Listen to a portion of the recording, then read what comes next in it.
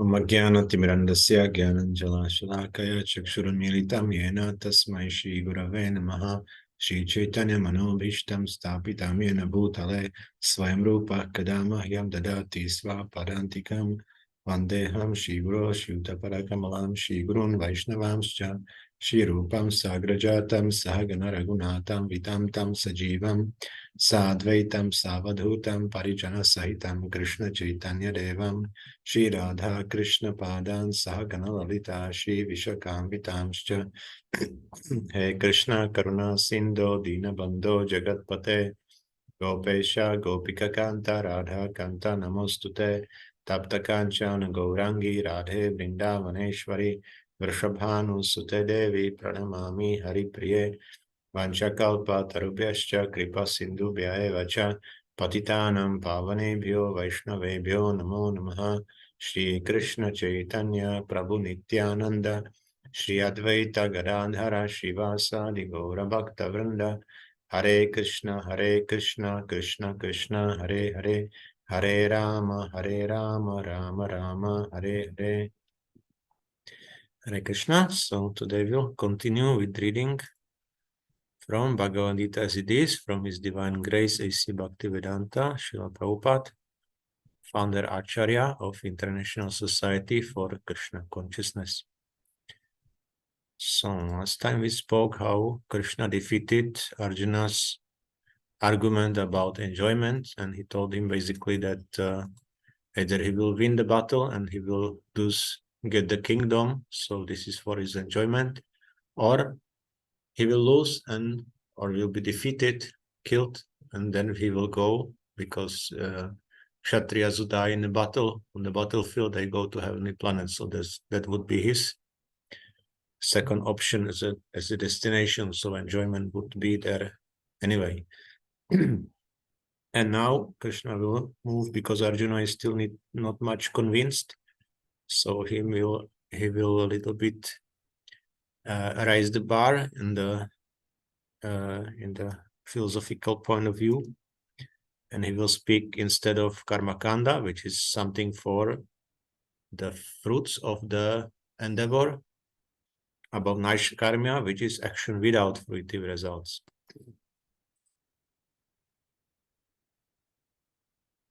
Yes.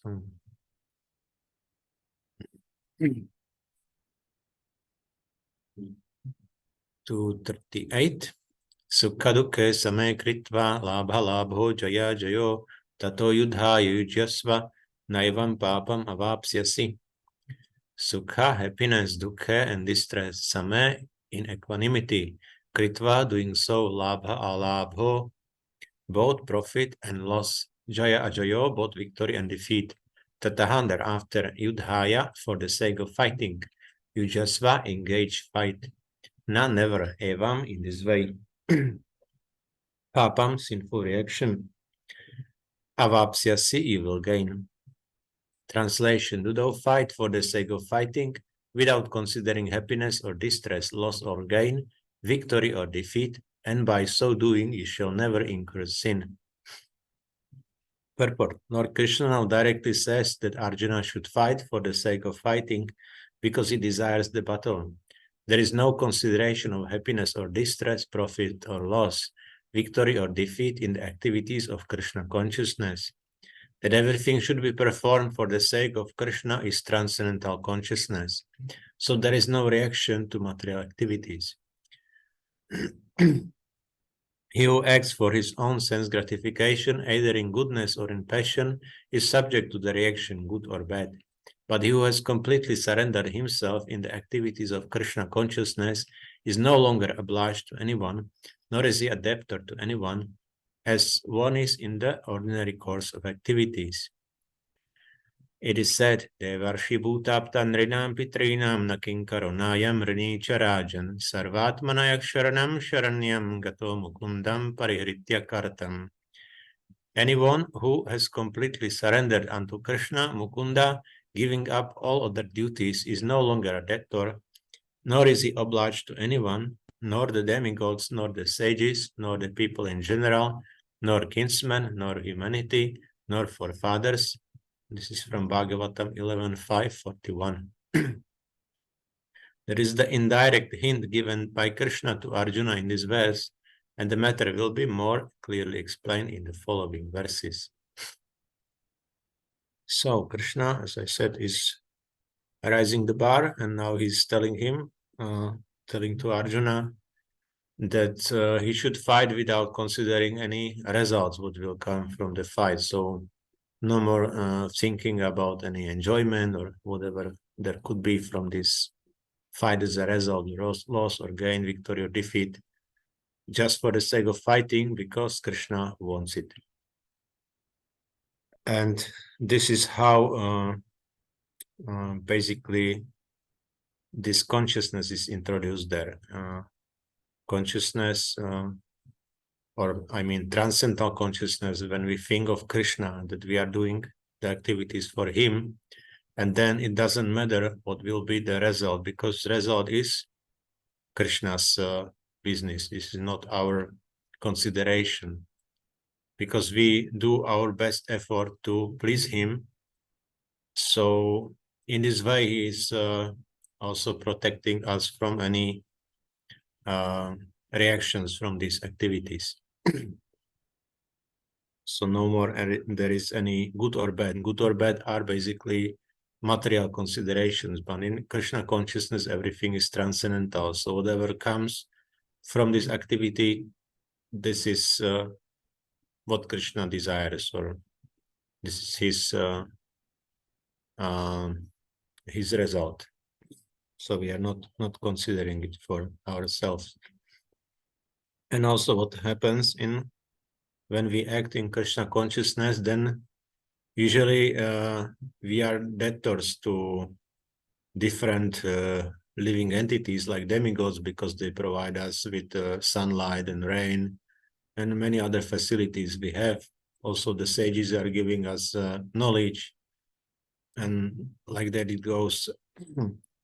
Forefathers are giving our body, and so we receive many things from many different living entities, and that's why we are obliged to repay this debt.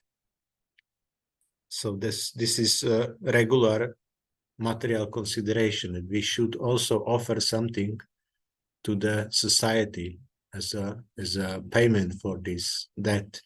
But when we when we do activities in Krishna consciousness, so we do everything for Krishna, and then Krishna himself is taking care of demigods, sages, people in general. So it goes through him as a medium. He is taking care of all of them. So we don't have to do it with this consciousness that we are repaying something to demigods or sages. We just focus on Krishna, and he will arrange whatever is necessary.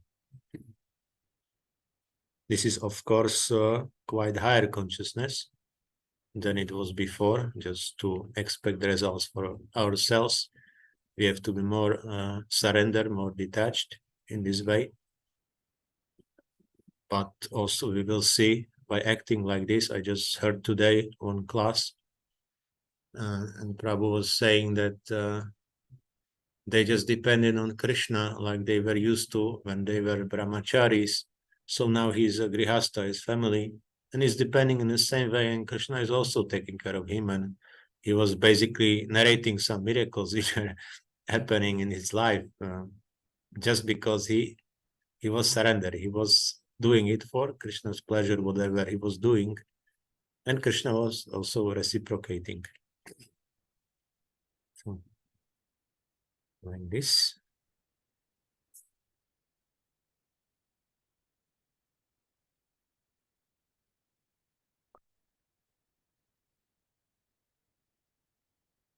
So 39. Esha te bhihita sankhye buddhi-yoga tvimam shrinu buddhya yukto yaya partha karma bandham prahasyasi. Esha, all these te unto you, abhihita described, sankhya in analytical study, buddhi intelligence, yoga in work without fruitive result. 2. But imam this shrinu, just hear, buddhya by intelligence yuktaha, though tailed, yaya by which partha or son of Pritha, karma bandham bondage of reaction. Prahasyasi, you can be released from. Translation: thus far I have described this knowledge to you through analytical study. Now listen as I explain it in terms of working without fruitive results.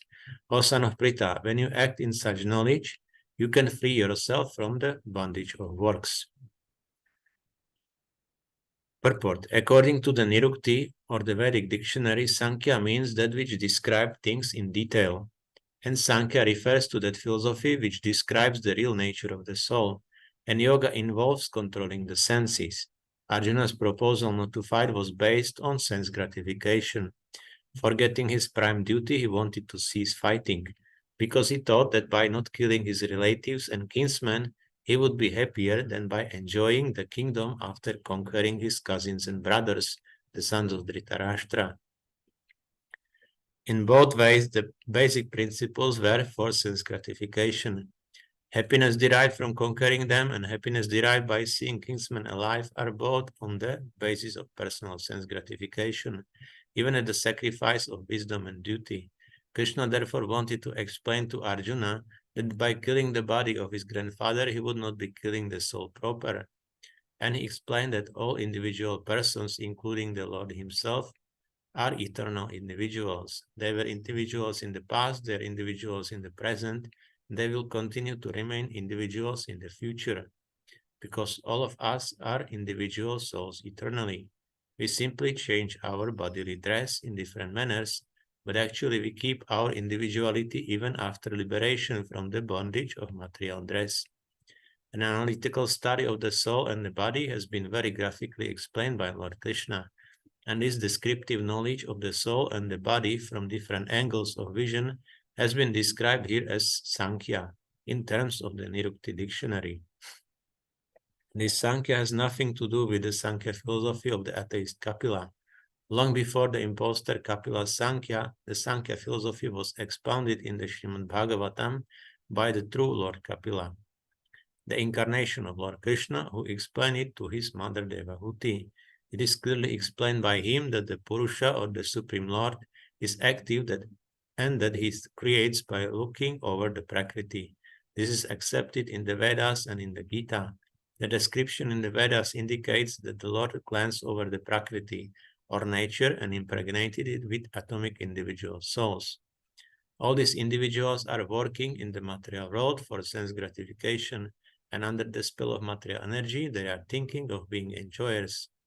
This mentality is dragged to the last point of liberation when the living entity wants to become one with the Lord. This is the last snare of Maya, or sense gratificatory illusion. And it is only after many, many births of such sense gratificatory activities that a great soul surrenders unto Vasudeva, Lord Krishna, thereby fulfilling the search after the ultimate truth. So there is some comment.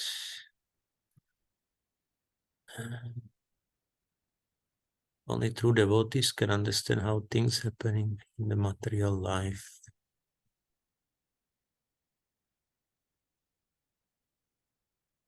Yes, because devotees have access from the highest source of knowledge. Just now we are speaking about Sankhya philosophy, which comes from Lord Kapila, and this is basically describing the nature of material world. And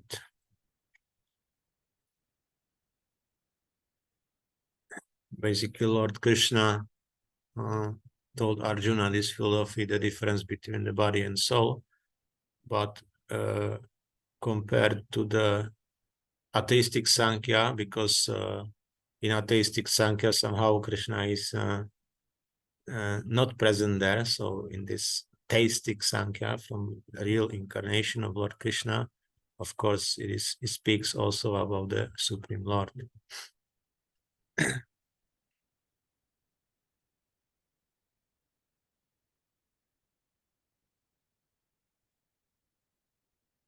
So, we'll continue. Arjuna has already accepted Krishna as his spiritual master by surrendering himself unto him. Shishyasteham shadimam tvam prapannam. Consequently, Krishna will now tell him about the working process in buddhi-yoga or karma-yoga, or in other words, the practice of devotional service only for the sense gratification of the Lord. This buddhi-yoga is clearly explained in chapter 10, verse 10, as being direct communion with the Lord, who is sitting as Paramatma in everyone's heart. But such communion does not take place without devotional service. One who is therefore situated in devotional or transcendental loving service to the Lord, or in other words, in Krishna consciousness, attains to this stage of buddhi-yoga by the special grace of the Lord. The Lord says, therefore, that only to those who are always engaged in devotional service, out of transcendental love, does he award the pure knowledge of devotion in love. In that way, the devotee can reach him easily in the ever blissful kingdom of God. So,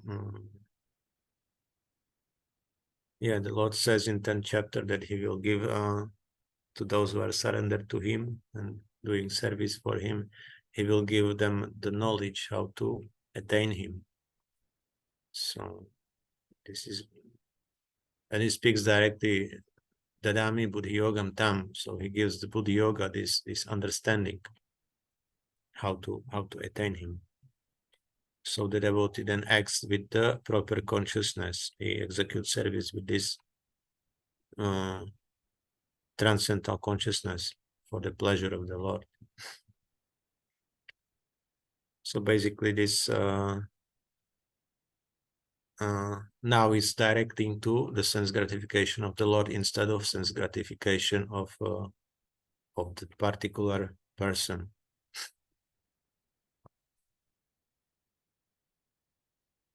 Thus, the buddhi-yoga mentioned in this verse is the devotional service of the Lord, and the word Sankhya mentioned herein has nothing to do with the atheistic Sankhya enunciated by the impostor Kapila. One should not therefore misunderstand that the Sankhya yoga mentioned herein has any connection with the atheistic Sankhya, nor did that philosophy have any influence during that time, nor would Lord Krishna care to mention such godless philosophical speculations. Real Sankhya philosophy is described by Lord Kapila in the Srimad Bhagavatam, but even that Sankhya has nothing to do with the current topics. Here Sankhya means analytical description of the body and the soul. Lord Krishna made an analytical description of the soul just to bring Arjuna to the point of buddhi-yoga or bhakti-yoga. Therefore, Lord Krishna's Sankhya and Lord Kapila's Sankhya, as described in the Bhagavatam, are one and the same. They are all bhakti-yoga. Lord Krishna said, therefore, that only the less intelligent class of men make a distinction between Sankhya yoga and bhakti-yoga. Sankhya yoga pritak balak pravadanti na panditaha. So,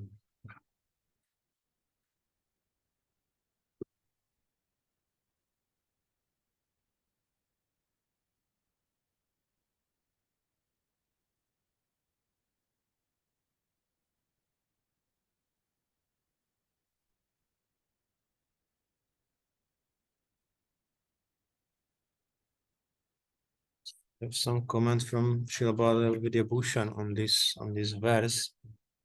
Krishna says there, the understanding of or knowledge necessary for performance of Sankhya alone has been spoken to you, starting with verse 12 and ending with verse 30. So it was this previous section, or not previous, but even one before. If that knowledge does not arise in you because of impurities in your heart, then hear about the knowledge necessary to execute karma yoga, which will now be spoken and which includes within it Atma Gyan. By performing these actions with this understanding, you will be freed from the bondage created by action. Executing these actions with great energy, with a desire for the bliss of Atma, and by the order of the Lord, you will cross over samsara by being fixed in Atma Gyan, which will later appear in you as a result of naiṣkarmya karma yoga. So basically, he speaks here that this knowledge about the soul will be also the result of doing buddhi-yoga or karma-yoga. So this understanding will come. Same like it is what's mentioned in the 10th chapter, that by executing the service, Krishna will give his this buddhi-yoga also. So it's the same thing. So practically it means that by executing devotional service, we will get more knowledge how to even improve that service. So it is gradually growing and growing and becoming more perfect and perfect, just by executing and then applying again this knowledge again in the service. So again we get some new knowledge how to improve better. So in this way we should improve basically unlimitedly. The spiritual world, the service is growing, the bliss is growing, so there is no end to these things.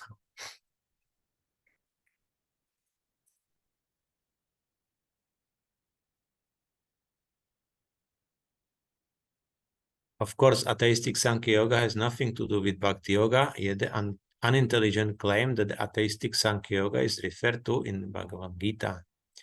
One should therefore understand that buddhi-yoga means to work in Krishna consciousness, in the full bliss and knowledge of devotional service. One who works for the satisfaction of the Lord only, however difficult such work may be, is working under the principles of buddhi-yoga and finds himself always in transcendental bliss. By such transcendental engagement, one achieves all transcendental understanding automatically by the grace of the Lord, and thus his liberation is complete in itself, without his making extraneous endeavors to acquire knowledge. There is much difference between work in Krishna consciousness and work for fruitive results, especially in the matter of sense gratification for achieving results in terms of family or material happiness. Buddhi-yoga is therefore the transcendental quality of the work that we perform. So here it speaks that, again, I repeat that by doing this service, this transcendental engagement, we will get also the understanding automatically as a result of it. And yeah, so what is brought in buddhi-yoga is basically, as I said, this consciousness. We bring consciousness to the work, not just executing something and offering the results to the Lord, but we are also thinking, or we have this aim, this desire or intention to do service for the Lord. And with this intention, we do these activities. So this is basically buddhi-yoga.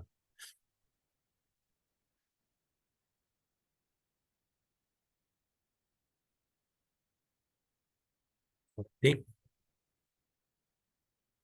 Neha bhikramanashosti pratyavayo na vidyate svalpamapyasya dharmasya trayate mahato bhayat.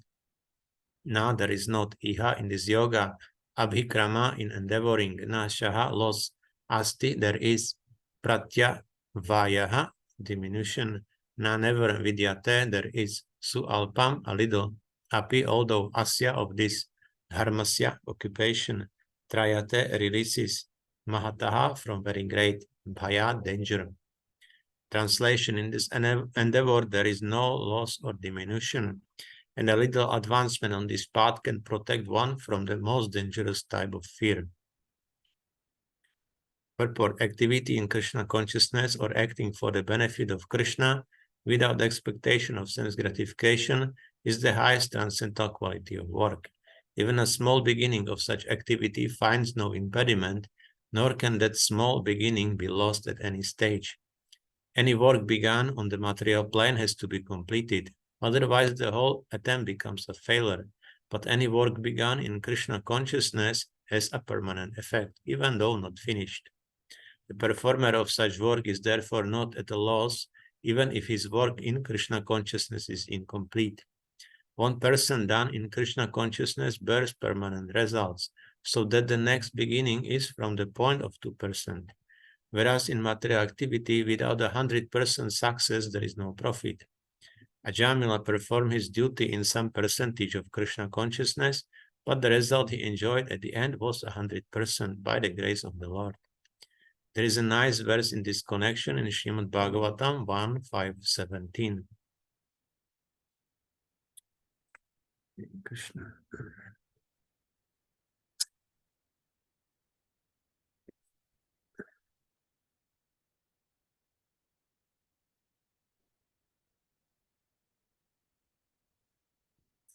Dropping. 1.5.17 Tyaktva swadharmam charanambujam harer bhajana pakvota patet tato yadi yantrakvava bhadram abhudamushyakim ko varta apto bhajatam swadharmataha. If someone gives up his occupational duty and works in Krishna consciousness and then falls down on account of not completing his work, what loss is there on his part? And what can one gain if one performs his material activities perfectly? Or, as the Christians say, what profited a man if he gained the whole world, yet suffered the loss of his eternal soul? So this is a very, very important verse and has so many applications because also it gives a lot of hope for execution of devotional service. It means never is late to do a service, and whatever we do, it has a permanent effect. We are putting our credit to permanent account. So this is also, it means that if we are preaching and whatever people are getting from our preaching, whether we distribute prasadam or books or holy name or whatever they get, it also goes to their permanent account, their spiritual account. So in this way, they can also raise their balance. And even if they never meet devotees in their present life, still in the next life, they will have this permanent account and will start from better position. Maybe they will be even born in devotee families or something like this. Or for sure they will have human bodies, because it may happen also that they would not end up in the human body in the next life. So basically this is very important application for our life, for our preaching, whatever we do in Krishna consciousness. And it's important also to if there is consciousness, it's of course much higher benefit. But even if unconsciously, this is still counting. So in this way, we can progress, even if we have some, some break or pause, but still we can resume our devotional service and continue from the point where we started. That's also why some devotees, when they people who meet devotees and let's say join the temple or ashram, and very, very quickly they get to some level of practice in very short time. So it means they continue from the last life. They already had some credit in the last life, so they just had to resume this service. So we can see these things, that this progress was there before in the previous lives, and they are just continuing from the same level.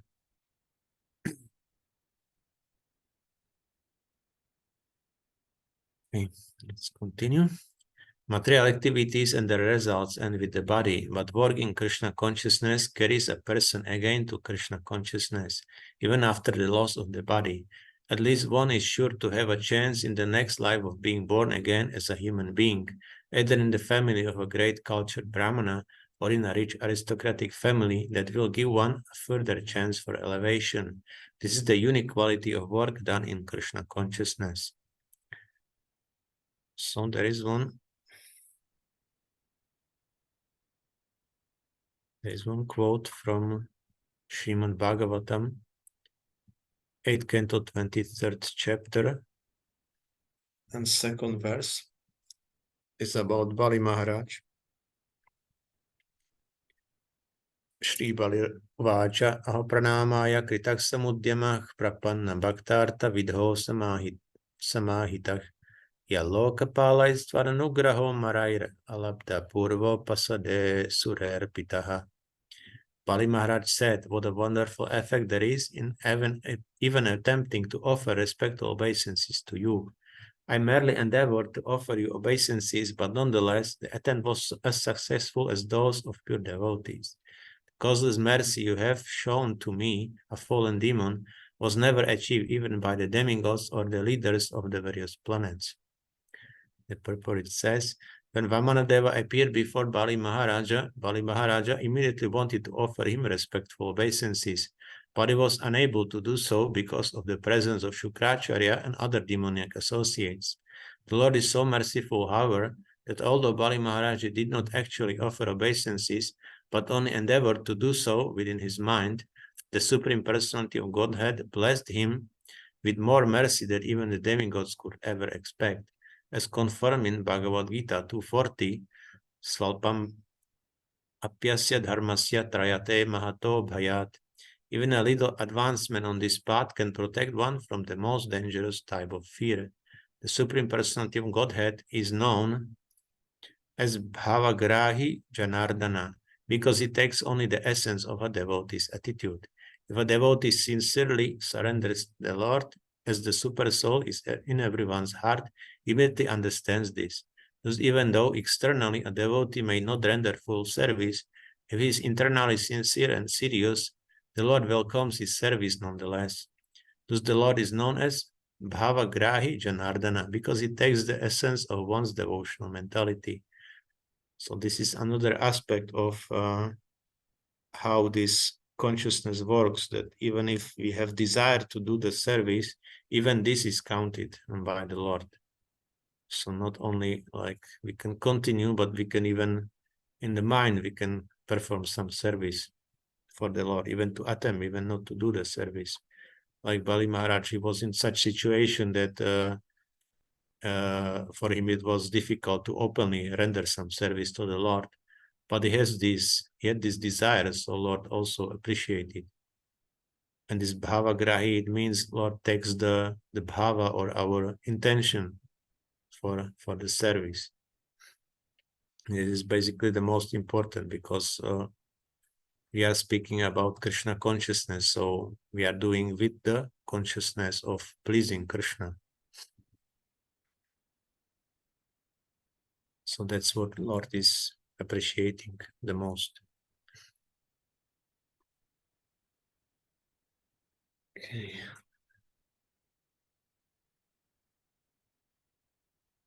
Next verse, 41.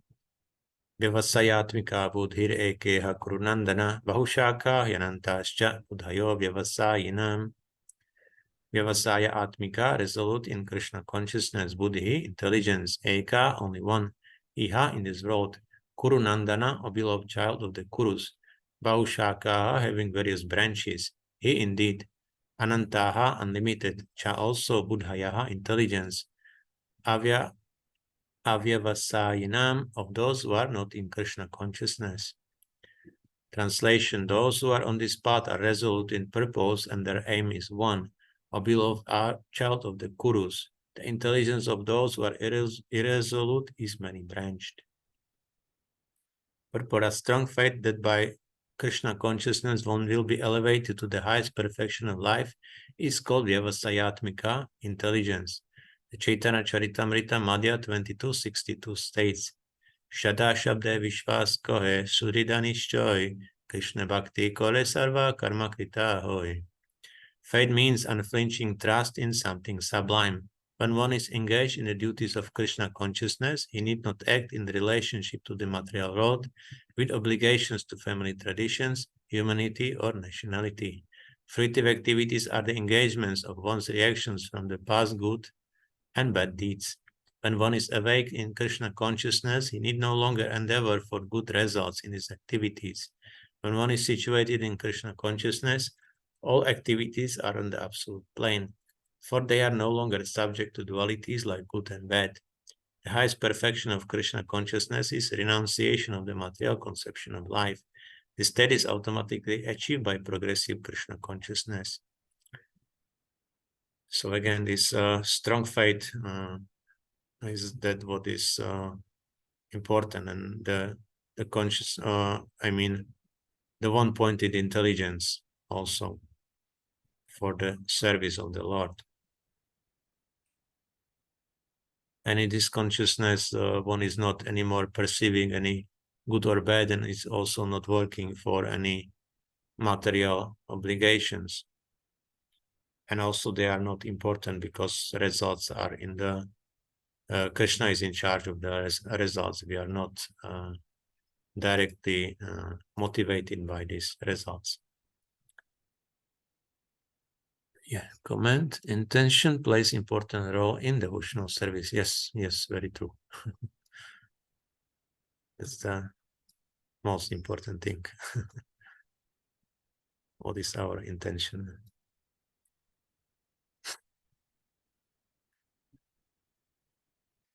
The result purpose of a person in Krishna consciousness is based on knowledge. Vasudeva sarvamiti samahatma sudurlabhaha. A person in Krishna consciousness is the rare good soul who knows perfectly that Vasudeva or Krishna is the root of all manifested causes. As by watering the root of a tree,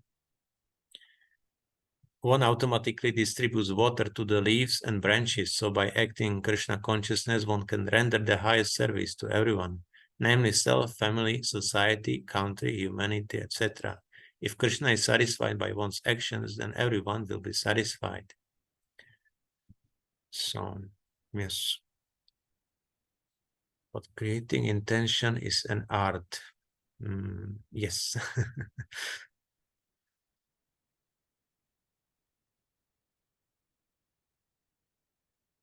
Yeah, people don't know what they are doing. Usually they act like literally like machines. They are not putting consciousness into it. That's why consciousness, but at some point they may a little bit, there are a lot of people now in this age that who are waking up and they are understanding what is going on, but still they don't have a complete understanding. But anyway, they are this way or that way, they are trying to realize that something is wrong in their lives, and that's why they need association of devotees to understand things properly, because there are many also people who are not in knowledge and are presenting themselves that they are in knowledge, and they are offering their various experiences and proposing that it is absolute truth. So people are very heavily misguided also by this. So that's why we should spread this proper knowledge, so people don't bewilder, don't deluded by this incomplete knowledge.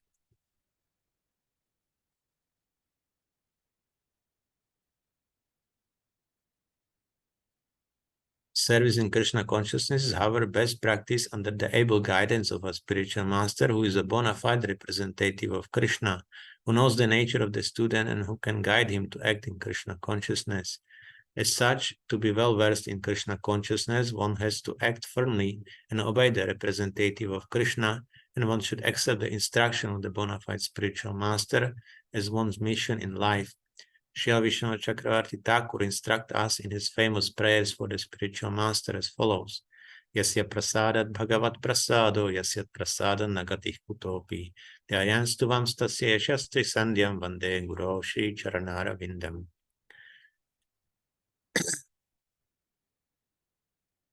By satisfaction of the spiritual master, the Supreme Personality of Godhead becomes satisfied. And by not satisfying the spiritual master, there is no chance of being promoted to the plane of Krishna consciousness. I should therefore meditate and pray for his mercy 3 times a day and offer my respectful obeisances unto him, my spiritual master. The whole process, however, depends on perfect knowledge of the soul beyond the conception of the body, not theoretically, but practically, when there is no longer a chance for sense gratification manifested in fruitive activities. One who is not firmly fixed in mind is diverted by various types of fruitive acts. So basically, this consciousness is also to understand that we are soul, and we are acting in this consciousnness, that we are the servant of the Lord. So that's the difference, basically. And of course, if you want to practice in the best way, is to have a guidance from experienced person who eventually can become our spiritual master, and he will give us proper instructions how to execute devotional service. And also when he is pleased by our endeavor, then we can get also Krishna to become satisfied with us. So basically by the satisfaction of spiritual master, Krishna is also happy with us.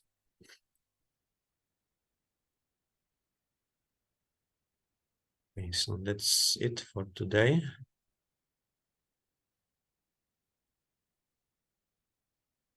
Next time we'll continue with this, the same topic basically of the buddhi-yoga. So thank you. Hare Krishna, Śrīla Prabhupāda ki jai, Śrīmad Bhagavad-gīta ki jai.